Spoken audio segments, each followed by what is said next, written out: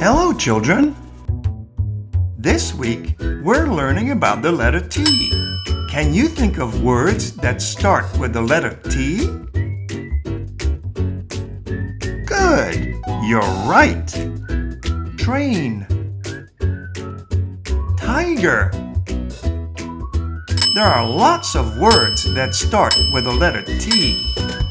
What is that beautiful animal swimming underwater? That's right, it's a turtle. Our color of the week is gold.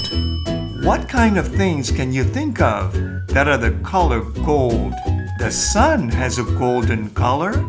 Jewelry is golden. This week, our number is the number 19. It's very easy to draw the number 19, and we are also going to write the word 19. See, that was pretty easy. Our shape is an octagon.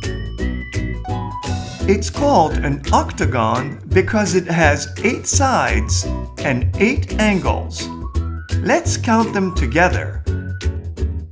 1, 2, 3, 4, 5, 6, 7, 8. Our sight words are you, they, and this. Why don't you try to make some sentences using these words? Have fun and have a great week!